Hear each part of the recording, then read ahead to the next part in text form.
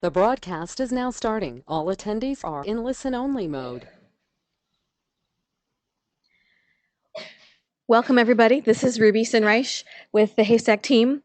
And just want to let you know that if you would like to speak today, you can always raise your hand. And we also, that's your virtual hand in GoToMeeting.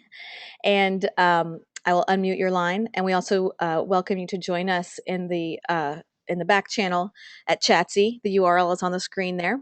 And I'm going to hand it over to Cheryl. Hi, everybody. Welcome. We got some new names and faces here today. So I think I'm just going to take a second to give you all some context about this webinar.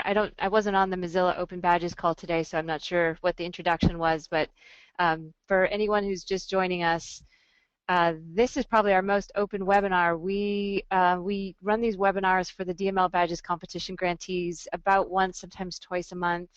And this month we have sort of a special focus that came out of a working group that formed at the Reimagining Education Summit in Washington, D.C. last month. And one of our, well, let me just say what we were talking about was badges and portfolios, and sort of by extension, the college application process. And there's been a lot of talk about commitments lately, and that was the trend there as well, to talk about this not only as something to surface information, but like what could we commit to. And our idea that we came up with as a group, there was about, I think there was about 8 of us, and I can see from the list of attendees that we've got a handful of those people are with us. So what we came up with is really, let's start the conversation and find out what we know. So we have sort of 2 goals in this. We have 1 goal, but we have 2 parts of the goal that we want to talk about today. We want to map our collective knowledge around badges, portfolios, and the college admissions process. So we see badges now as this opportunity to kind of resurrect portfolios. And if there are people here who can give some historical context to why portfolios have been problematic, or why they have not, or where they have been really good in the college admissions process, we'd love to hear about that. What we came up with as a pitch was this idea of a Common App 2.0. So for those of you who are familiar or not familiar, the Common Application is an application that students in high school can fill out that about 400 universities will accept. So it has sort of a one punch power to it. So it's a great, it's just gave us a very focused, concrete goal to think about what would it take for Common Application to let badges be a part of their college admissions streamlined workflow process. So one of the things that I did when I was reaching out, I talked to a couple of the grantees who are working with portfolios. So 2 branches of this, 1 goal that we're looking at. Let's talk about portfolios and badges. So those of you who are using portfolios in your badge systems, there's a lot of people on this call who would love to just hear about it at that level. And then let's talk also about if we have the opportunity, and I think that this is going to happen, it's just a question of getting to the right people. But if Haystack and Mozilla, everybody who's working at the sort of the strategic level, if we have the opportunity to talk to somebody in the college admissions process about what they need to see, or if you have questions for them or things you want them to know, let's come up with a series of questions and some guiding questions that we can have at the ready when we get those conversations launched. I do also have some housekeeping that I need to do for the DML badge grantees who are on the call. We just sent out an email. We just finished doing some reports. The reports were fantastic. They so far surpassed what we thought we were going to get. It's some of the best data to come out of all of this so far, and we're going to post them on the website. And we've asked grantees to please send us an image of 1 badge that we can put up on your project. We're going to be creating some new pages for this. And then also, if you want to edit the text that you submitted, please contact Hillary and do that by Monday. I know it's a very tight turnaround, but we have some other deadlines that we're working within, so go ahead and email Hillary. It's all in that email, so if you haven't checked your email for the past couple hours or so, please be sure to do that and read that email really carefully. So I kind of put Joanna Normoyle on the spot earlier. I'm going to see if she's on the call. Joanna, if you're on the call, what I was thinking we could do is just start with an example of one of our grantees that's using portfolios and some of the thinking that went into that and how you have found that process to work. So, Joanna, if you're trying to get yourself out of mute, I'll just talk until I see some sort of sign that you're there. I see your hand up.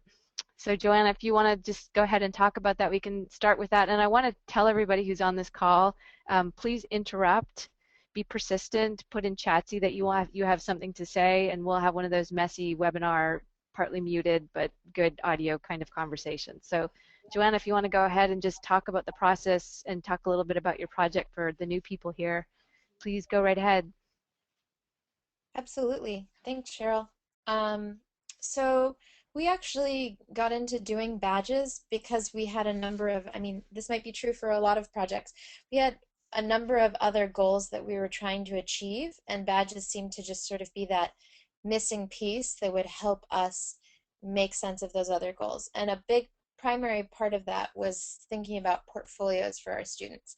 We have a undergraduate major that's a new curriculum, so we were able to sort of start fresh with the curriculum, develop a set of learning outcomes for our students, and instead of just sort of looking at a traditional curriculum and saying, oh, well, we think our students are maybe learning this or that, or sort of like making things up and putting it on top, we were able to do it sort of from the ground up and design our core curriculum around those learning outcomes.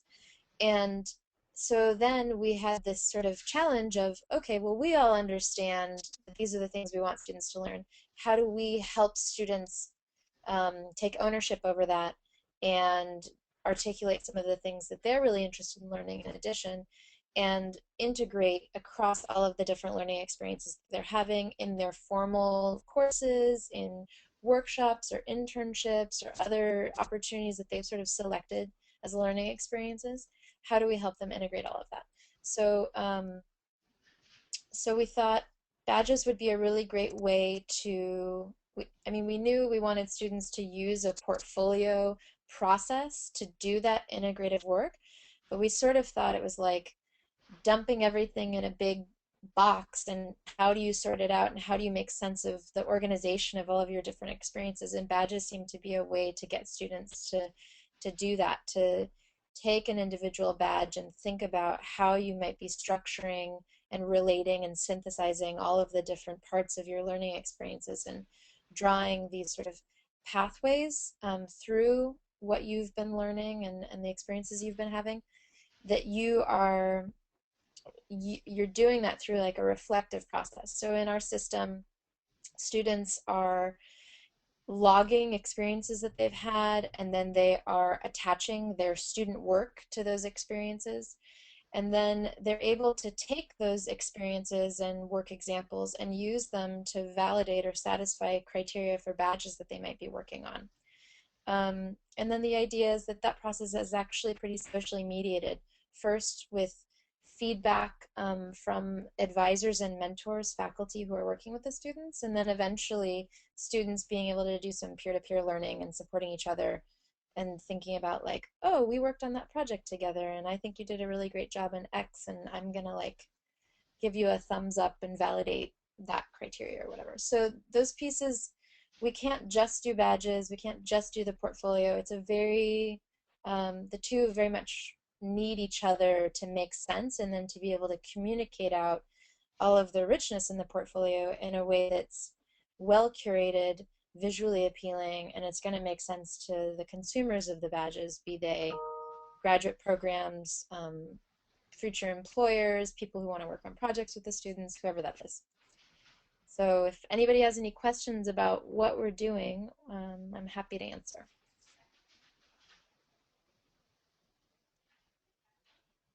I'll give people a couple minutes here. Say more about working examples, Joanna. Got it. So I think one example, so within our system, like I said, we have these learning outcomes, and we've defined them as things that are very applicable to our field, so that's sustainable agriculture and food systems, but they're really just sort of like 21st century competencies, habits of mind, whatever terminology you want to use. Things like systems thinking and interpersonal communication, strategic management, understanding values in the sense that you're understanding your own and others. So we have that sort of meta level, program level set of outcomes. And then we also have a series of badges that are sort of defined at at a categorized level. So that would be something like a skills badge, a knowledge badge, an experience badge, and then the students in the program are able to take a given badge, like a skills badge, and say, um, I want to develop a badge in community nutrition education, right? So that's what's going to be the skills badge. So we might think as a program that that's something that the students are engaging in and might really be able to just say about the work that they're doing because we know we have a lot of students who are interested in that. So we could go about the process of defining the different criteria for that badge. Or students might be able to come up with something that we haven't thought of that they're really engaged in. So I know there are a lot of students who are getting really excited about soil microbiology these days, which is interesting. Um, they talk about soil as the excited skin of the earth. So I can imagine a student really thinking that having a knowledge badge in soil microbiology might be something really useful. And so that might be constructed out of an undergraduate course in soil microbiology, an internship that they were able to do on a local farm where they were taking soil samples and then bringing them back and working on in a lab on campus, analyzing using different kinds of technologies. And so they could construct the evidence for a given badge out of a number of different kinds of learning experiences. And the criteria would be articulated in such a way that would allow different students to have different types of evidence to satisfy that given criteria. So a criteria might be as open as a soils course, something like that. And then the student would submit the course. Or it might be as specific as demonstrated experience in this specific kind of wash technique for looking at soil microbial activity in a certain context. Right? So there are lots of different extremes within our structure for our criteria about how students and our program can articulate what what work maps well onto a different badge. I have another question for you about that, Joanna. Are the artifacts assessed via a common rubric? And how do you ensure reliable assessment of quality? So, so sort of two levels to that. One is that we don't, a really critical distinction about our program is that our badges are not tied to formal evaluation for academic credit in any way. They exist in a system that maps onto the formal evaluation system and provides things that the formal evaluation system can't. So we're never engaging in you get a badge for X class or you get a badge for Y assignment. That's not the structure. The idea is to try to get students to go beyond the course boundaries, beyond the boundaries of a given assignment, and start to think synthetically about how all of the pieces are fitting together. So just to say, there's no assessment for formal credit that's happening within the badges system. Also, everything that students are submitting as work that was related to a course has already been formally assessed in some way in that course. So I would say the process of earning and issuing of a badge really isn't an assessment process in the most traditional sense. That said, at this point, what we're essentially doing is having a badge structure available, so essentially the badge and the criteria, allowing students to go through and submit evidence to satisfy those different criteria. And then the final stage is a sort of what looks like a portfolio review process And for that, there are general guidelines, but no standard rubric across all of the badges at this point because the content of the badges isn't standardized. And so I think that's an area where we need to do a lot more work to get clarity around, well, what is it that we're looking for students to have done and to be able to show in their work. And one of the reasons we haven't fully engaged in that process is that we need to be able to see more examples of student work in a badging context. One, and then to be able to sort of get a sense of what it is that's coming up out of the process. So we have these sort of preconceived notions, but then we also need to meet with reality. And then the other piece is that we really anticipate for our system that we're going to need to have some much more socially mediated peer-to-peer and peer expert sort of networked community that helps develop consensus around assessment and value in badges. So that may sound a little weird and radical, but I think in many ways it's by students having to show their work to their learning community, whether that's the faculty who have direct responsibility for assessing, or whether it's their colleagues and classmates who have the ability to give feedback.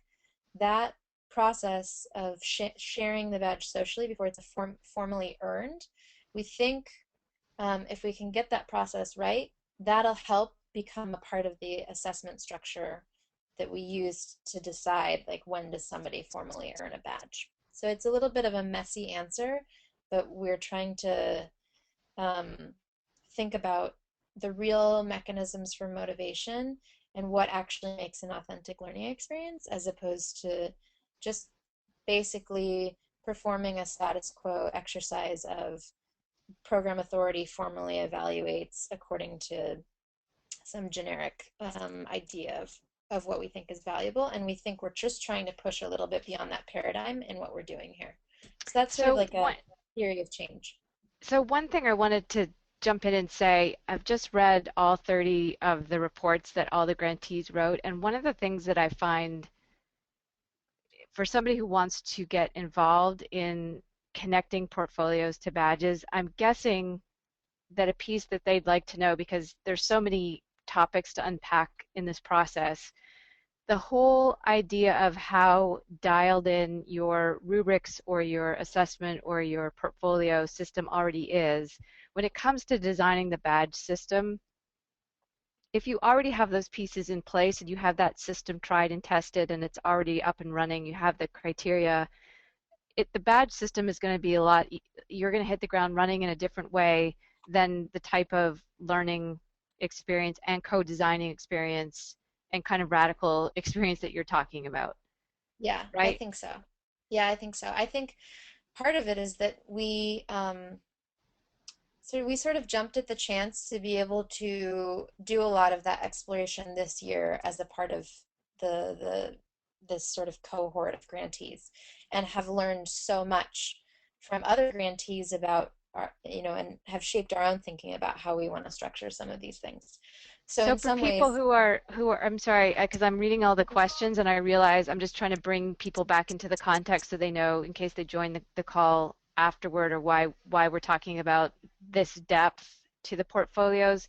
So in designing the badges with the portfolios, which sounds like in your case it's kind of a moving target, did you consider when you were thinking about the badges, because the badges is really what is going to make it efficient for acceptors. So people who are looking at the badges, they don't have to go looking through these portfolios, but they can know that the assessment and everything that took them to the badge is based on portfolio type of work. So when you were designing the badges, did you talk to employers about what they might want to see? What steps did you do that process in? And did you design the badges thinking about where the badges might be used after your program? That's a big question. So sorry, it was no, a it's little. okay. I think there's like a yes and a no to that. So in one sense, the beginning of our whole curriculum development process for the major, and that curriculum is what the badges are directly tied to, started with going out into and doing a very large survey of practitioners practitioners and future employers of our students, and asking them to identify the skills and content areas and experiences that they really wanted students to have and thought it was really important for students to have. And we also talked to academics and students and alumni. We wanted to get sort of a broad picture of what people thought would be the most useful um, kinds of knowledge and learning experiences students would develop as a part of this program. And so then the content that we see as a part of the badges system is directly from that body of knowledge. So that was our first conversation, was to go listen to what people wanted us to be developing. And then at the same time, because we have students engaged in internships every quarter, and those internships are with future employers, we have on average 30 or 40 internships, and we're a really small major at this point, actually. It's only 2 years old. We have 30 or 40 internships going, so we're constantly in communication with people who are hosting and potentially employing our students about the kinds of skill development and competency development that they're looking for in our students. So the content, I think we have very strong alignment. We have very strong communication with stakeholders in our region about what they're looking for from our students.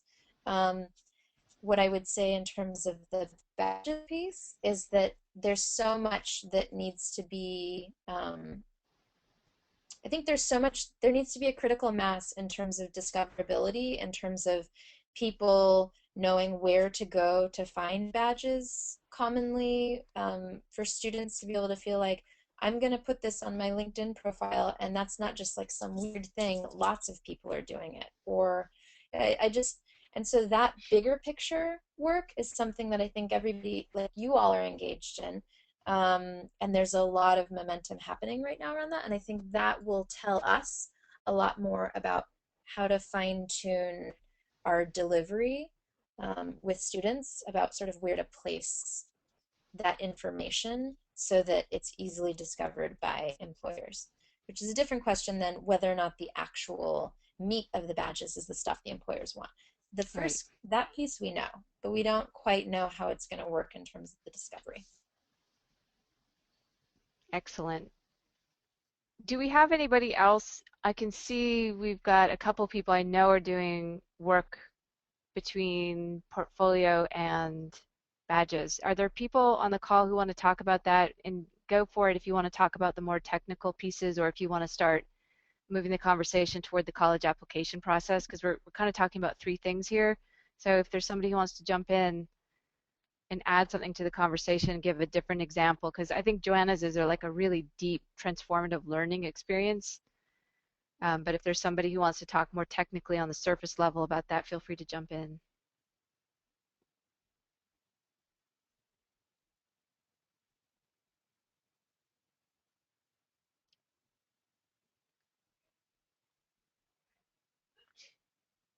It's pretty quiet.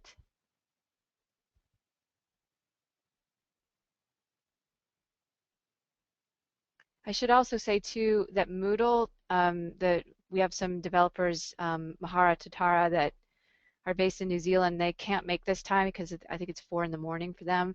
But I'm going to follow up with them. Their whole system, I think it's the Tatara system or Mahara system, is about linking e-portfolios with badges. So our person who's like the most steeped in this can't make it because of the time zones.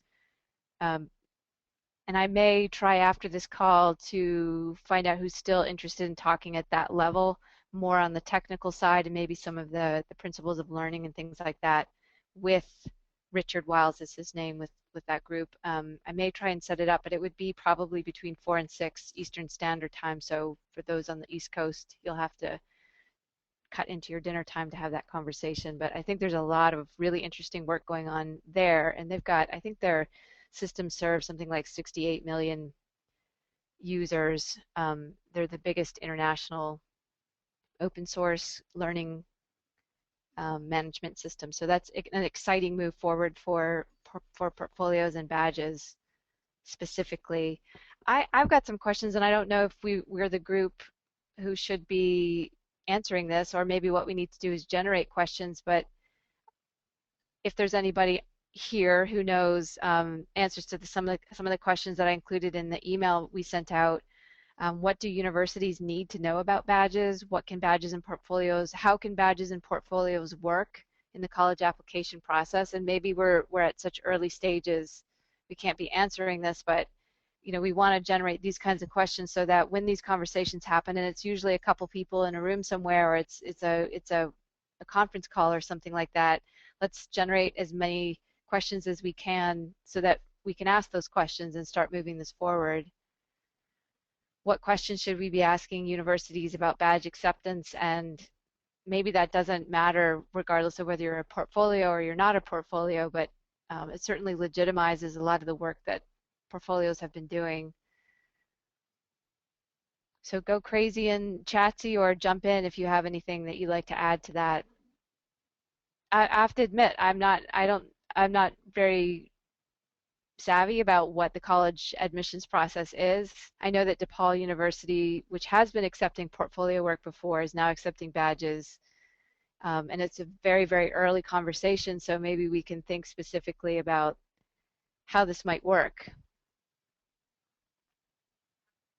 Is there an additional line of code that needs to be added to a badge in that process that would make it easier for college applications? Cheryl, we have some more questions in the chat. See.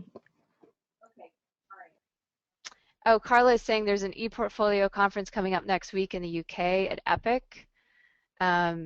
Great, Doug Belshaw will be there. I don't see the question. Oh, Carla says her question was answered. And yes, Kathleen Delasky was nice to see you, Kathleen. Kathleen was in the working group with me in DC and is a trustee at George Mason, and automation is the key. Automation is the key. Is there any one thing I worry about a little bit with badges is that a lot of these systems like HR systems will not render the HTML. So is anybody who's working on badges, do we have to be thinking about, are there anything in the college admissions processes that aren't friendly toward the kind of graphic representations that we're talking about? You all really, Alex is saying from the other call, hard copy and URL still matters. Yes.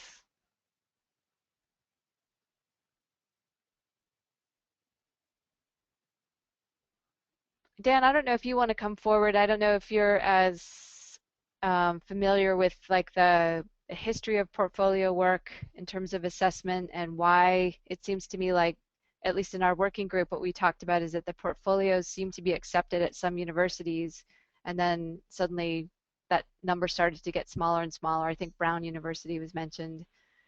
Does anybody know why portfolios kind of had a moment and then it seems to be narrowing? Dan's line is open now. Can you hear me? Yep, you sound good. I haven't followed it that much in the at that policy level. I've only recently got into the accreditation stuff, and I really want to learn a lot more about it. And I would love to say that this call has been fabulous. I love Joanna's description was outstanding, and I'm really looking forward to following up and getting try to get a fairly complete picture of what they're doing. As far as those numbers dropping, portfolios just become really problematic. I mean, I think that's the one thing that people, the dark secret of portfolios is there's so much work. And what I have seen in the work that I have tracked more closely, which has not been in admissions, so really don't know that much about admissions, but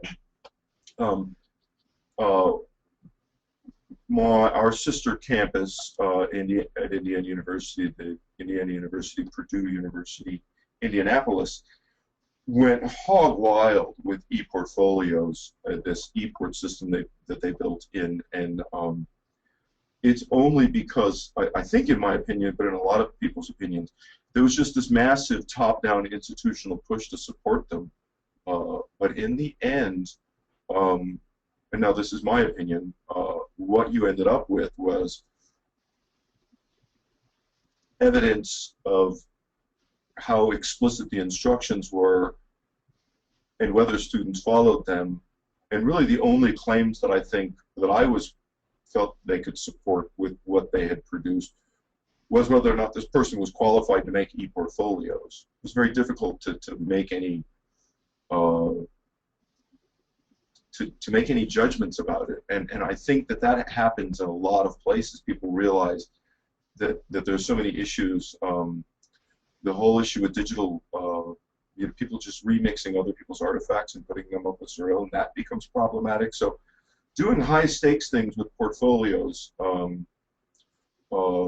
was involved a lot in the 90s in the big assessment reforms. My center at ETS was very deeply involved in that. And the problem is as you try to attach serious stakes to portfolios, they become pretty problematic. So my own work with Wikifolios goes a very different direction and really doesn't try to use them for high stakes things because they're just so problematic, and the whole portfolio culture that you're trying to establish around them gets undermined by those summative functions. There's a couple of pretty good papers out there that a quick shout out I'll mention that we're pulling together in our, we do have a design principle on portfolio assessment, and we're identifying relevant research. I'll go ahead and put those in the list below. But I think that's I don't know. I'm going to be revisiting all of these issues. We're going to start putting up working examples for the different projects and linking in the research because we've decided that's the best way we can come up with to communicate stuff. And I suspect that is going to happen with badges as well. I think Joanna's awesome comment in Chatsy, she says, I'm always wondering if we're going to be able to get high quality, authentic artifacts, and if so, how the curriculum changes or not.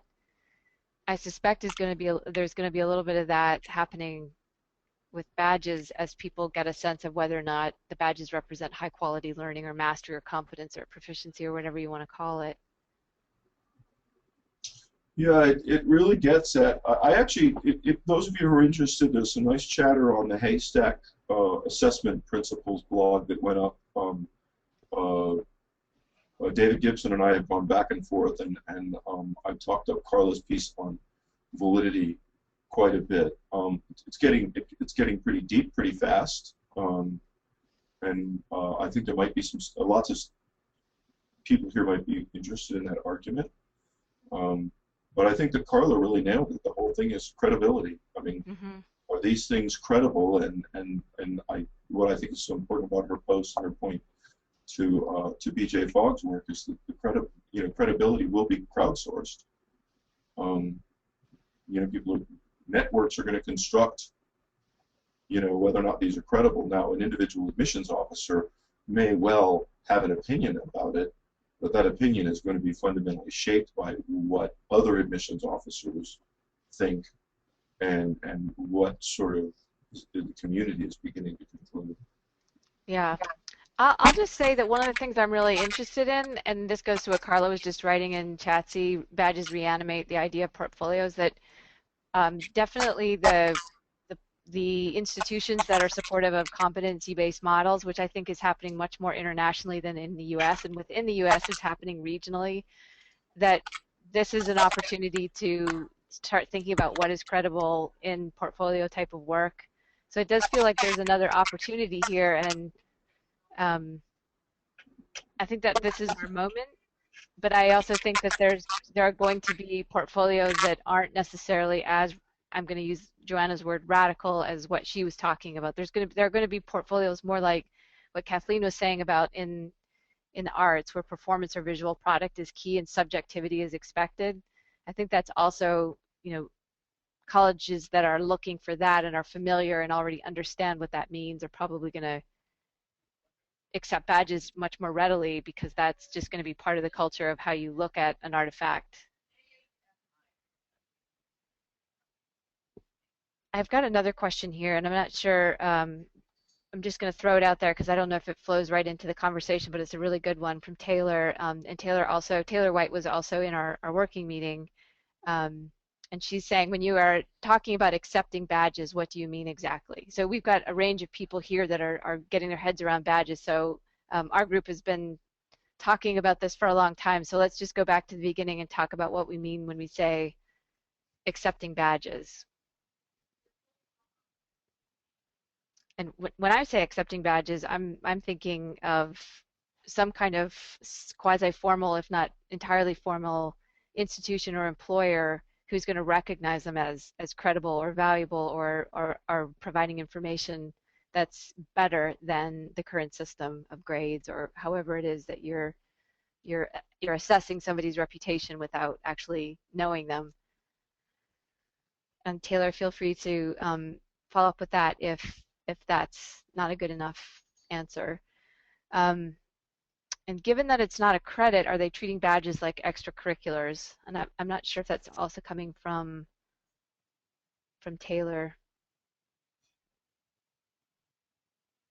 I'm not sure who the they is referring to, if that's the universities, colleges. So I think this is Taylor saying, thanks for, I asked this in part because of the point that they're not yet used as course credit, so badges become like extracurriculars. And I think that's also a question for the college admissions process. And again, until we, and it sounds like Alex is going to be doing this as well, until we really get a sense of what that process is like, if there's like a standardized process. I know some schools, like it sounds that Brown really looks at the whole student and they do a very good job, or some schools do a very good job of trying to figure out as much information as they can. I'm not sure how much of that already happens. I know informally and unofficially people are looking at Facebook pages, but I don't know if that's like above the fold type of thing, or if that's just something that's kind of happening and it's accepted that it's happening. But yes, I think badges, I mean, I think it's across the board with our grantees, it's a little bit of both. There are some that are like PASA, and Damien, I don't know, and Alex, if you want to talk about this. Actually, maybe I'll point out to you guys, if either of you would like to talk a little bit about how the process works at PASA, because the college credit is actually part of their whole ecosystem now. They have a school that's accepting their badges. I just unmuted Damien if he'd like to talk. Sure, can you hear me?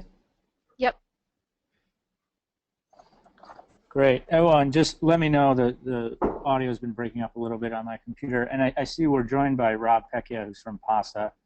If you want to unmute him, he might have stuff to add. We're no longer at PASA, but we developed we helped the Providence, PASA is the Providence After School Alliance in Rhode Island in the United States. Damien, what name was that? I can't find it in the list. Oh, Rob P.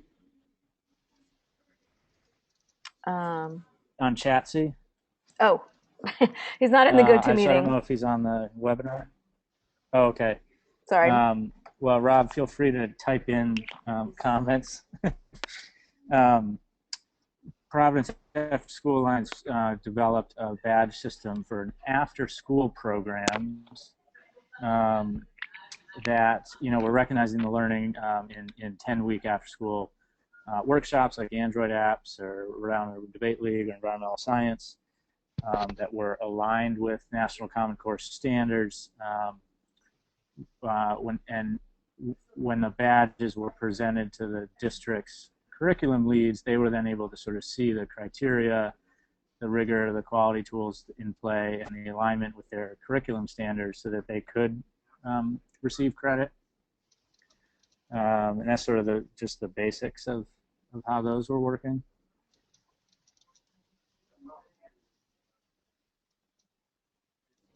I don't know if you have other questions about it. Does anyone have questions?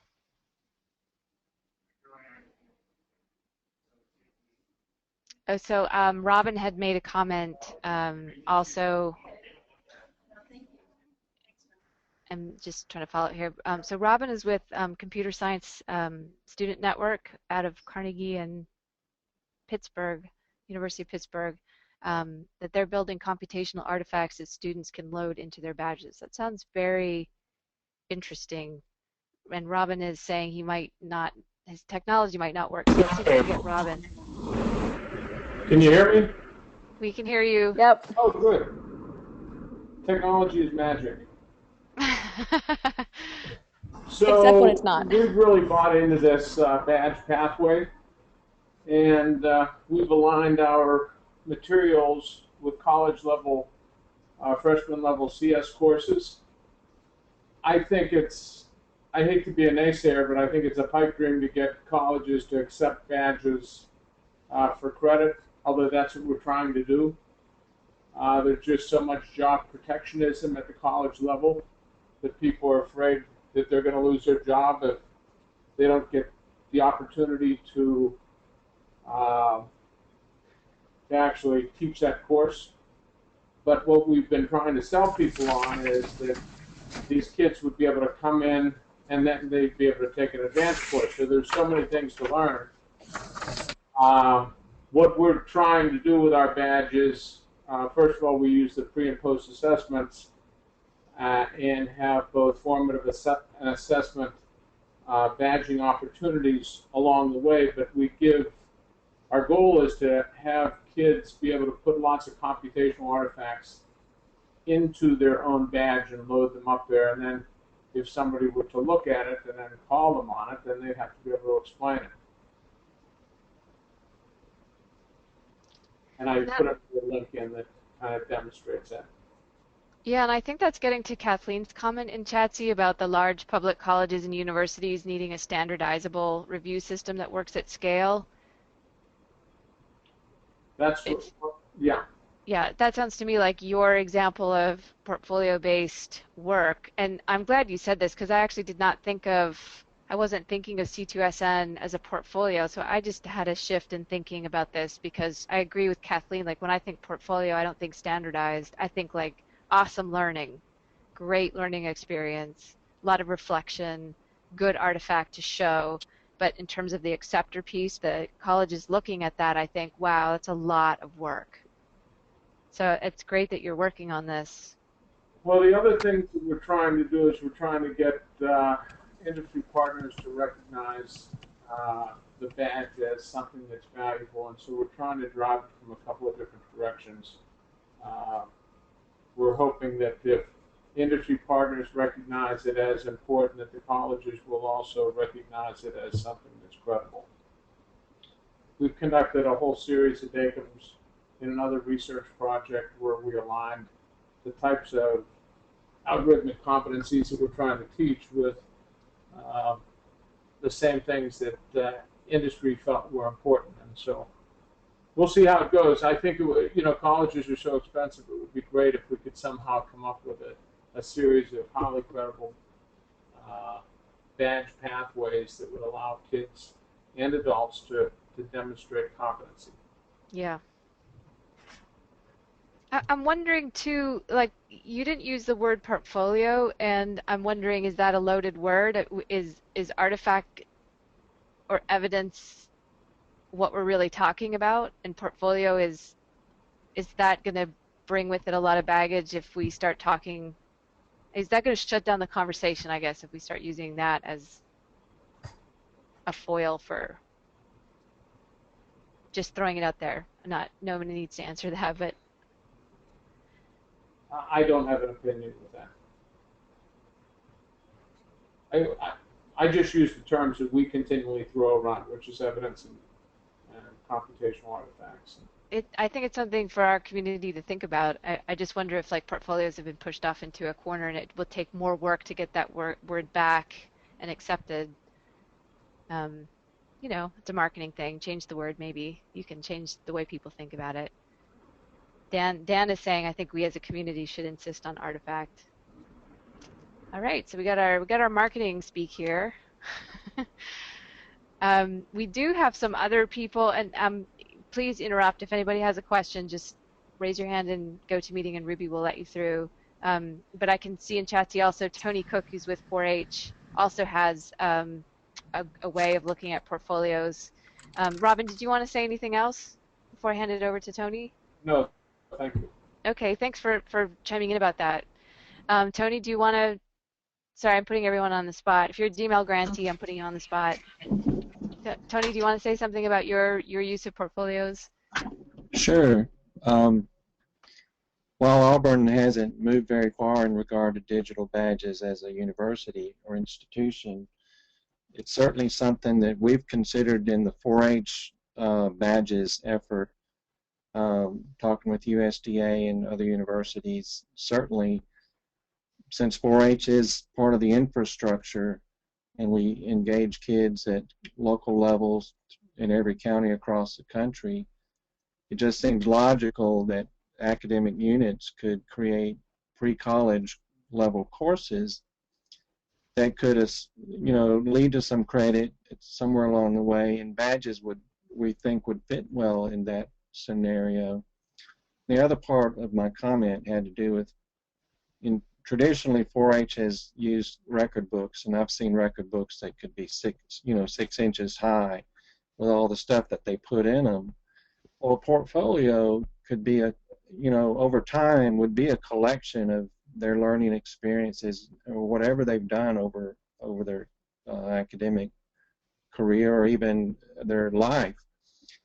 And then as they approach times to apply for scholarships, admission to universities or jobs or whatever, then those credentials that they might, or the portfolio, they condense what they need from that can be applicable to the thing they're applying to. And then the badges would seem to me, does that badges could enhance that. You could actually put more in your package because of the badges. So you don't have this extensive, cumbersome portfolio that, as I saw some of the other comments, that takes time to review. You have an enhanced or expanded resume if you think of a traditional approach to things, but that's kind of where we're thinking.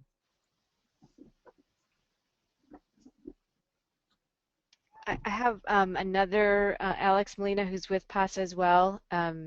And I don't know, Alex, if you're responding to Tony, if you have something else that you want to say about this, but you're on.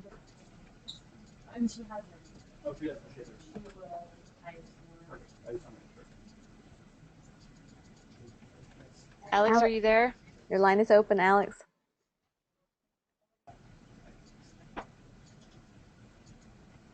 Okay, let's move on. Yeah, sorry, people. I don't see a timestamp with some of this, so I'm not sure. He might have asked a while ago. Sorry, Tony. Did you want to continue talking about that? Well, I was waiting for comments. I'm going to unmute Carla because I know she's on the stack. Not sure if she wants to comment right now or wait. I'm just going to wait a little bit. Thanks. Thanks, Sure. Ruby. I would add, I'm working on a couple of proposals that are in this direction where well, one in particular, we're taking faculty and combining their efforts with that of exceptional educators to create learning modules that can be used in the classroom. Middle school is our particular audience in this case, and using our platform for where our badges exist, we see or envision badges fitting there. So a lot of questions here, and we're not real sure how it will all play out. But certainly it's something to be watching and deliberately looking research. Alex Calabasas. Yes, I saw that. Damien, you're on too, since you had your hand up. You there, Damien? Yeah, am I unmuted? You're Yeah. open. I was just I was just going to agree with Tony. I tend to not. I don't see a huge difference in terms of portfolio and badges, and thinking about a collection of badges is helping create a portfolio, and the evidence of the badge is the artifact. And so, I think to Tony's point, and also to Dan Hickey, it ends up just allowing for a lot more data around, connected to the portfolio and the artifacts of the portfolio, which might include the assessment, it might include peer-to-peer reviews, it might include self-assessment. So it just becomes sort of a more powerful sort of e-portfolio. That's it. That's all. Yeah, Alex is saying here, badges are like an index. Alex Halave, or Halavesis, is that what we're calling you now, Alex? Alex, you type with your own name. I do that so regularly. It's nice to see someone else doing it. Badges are an index for a portfolio, which I love that idea. I think that's a great way to think about them.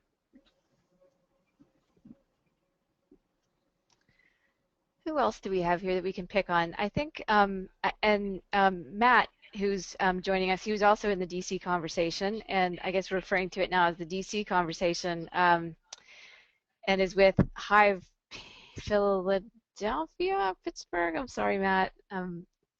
Everything starts with a P. Matt is saying that Bob Lenz, who is in our conversation, whose group uses show evidence, they're a badge. Wait, we're hearing from somebody. That's Matt. I was just opening his line up so he could respond to you. Pittsburgh. Hi, Matt. Do you want to say you were commenting about Bob? And I liked your comment there, so go for it. Repeat what you wrote. Sure. In the conversation that we had in DC, Bob Lentz from the Charter School Network in San Francisco was talking about and this was going back a couple of comments ago, but the difference between portfolios and artifacts, and he was talking about, in the context of the work that they do in their schools, that the portfolios are a curated selection of learning artifacts that are usually reflective in nature and requires kind of the students or the learners to take on a deeper meaning and perhaps either choose in the best or choose ones that are not only the sort of the assignment, but actually what the assignment meant to them in that same kind of way. And so I think that separate a little bit from the badging discussion, but just as one person's take that I thought was an interesting comment about what the value is of portfolios, this comment that portfolios might represent not just everything that someone has done, which might be their sort of body of evidence, but actually things that were particularly significant to their learning experience. Yeah, good point. Otherwise, you take Hey, away this the is Carla, identity. and I just want to. Go ahead, Carla. Sorry, Cheryl. I was going to say, I just want to jump in on that. I feel like we're using the term portfolios here as a kitchen sink, and I just want to warn us against that. I think there's lots of different interpretations about what a portfolio is, and I'm referring back now to when I attended the EPIC conference last year, which is the e-Portfolio and Identity Conference, and there were lots of different interpretations about what a portfolio was and how it was useful. And one of the requirements that a number of people mentioned was that they involved reflection, and that if there's a portfolio that does not involve self-reflection, then it's not really a portfolio. So I just want everybody, in the same way that badges is kind of a contentious term for some people, I think we have the same issue with portfolio. Yeah, I think that's why we were wondering, is artifact a less loaded? I'm sure it will become loaded. But maybe that's the better way to, or at least to be aware that there's another way to talk about portfolios. Good point. And Matt's included a link to Bob's reflections on the DC conversation. There's a link in Chatsy for those of you. And I know we're going to keep going here as people still have things to say, but I just want to, I'm all about like what happens next after these conversations, and I think what I'll do is we'll regroup, maybe I'll regroup with the DC people, and Alex, I'd love to touch base with you as well, and just see what, like, definitely the information we need to get is a survey of college admissions officers and an inside lead to the common application people and start getting a sense of, is there anything in there that we haven't thought about as we're building badges, because we want to make sure that they have the maximum impact and acceptability. So that will be the second part of this, and I know a lot of you have come from the Open Badges community call, so as we move forward, we'll make sure to make your community aware of anything, and likewise with the DML badges group as well. Oh, that's nice too. Taylor is saying artifacts also a term appearing in a lot of the lit on competency-based education. So yeah, inside our world with all these little factions, different words have different meaning. I didn't realize until a couple of years ago that competency, proficiency, mastery all have very different meanings. And we don't want to scare away anybody who's wanting to build a badge system with the fact that there's just this sort of web of decisions and viewpoints and turf and stuff like that. So sometimes it's easier just to use the words that have the most applicability and then let people figure it out as they go along. Does anybody else have any comments or anything going forward? I know the big ask I had was to see if we could generate some questions, and I know that's not easy to do as a group. So if you're interested in following up with this and you want to be part of a group of people who are going to move this forward, my email address is cheryl.grant@duke.edu. Make sure you send that to me. If you want a recording of this to share with anybody, the way we usually do this is that Ruby generates it. It can sometimes take a couple days. We'll make this one public, I think, because it's got some content. So if you want that, feel free to email me. And if you want to stay involved in this conversation, let me know.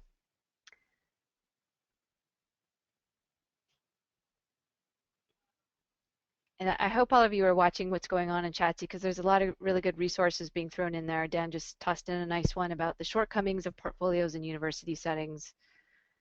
So great. We'll comb through this and look for everything. And Hillary Culbertson's been taking notes. So yes, we'll make sure that we know that people are coming from different pockets, and we'll keep sharing out.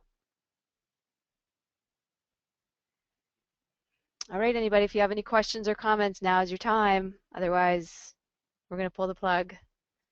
Anyone?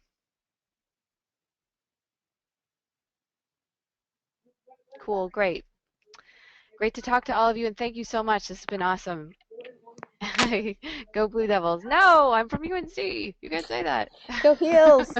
All right, thanks everybody. Have a great rest of the week. Bye, everybody.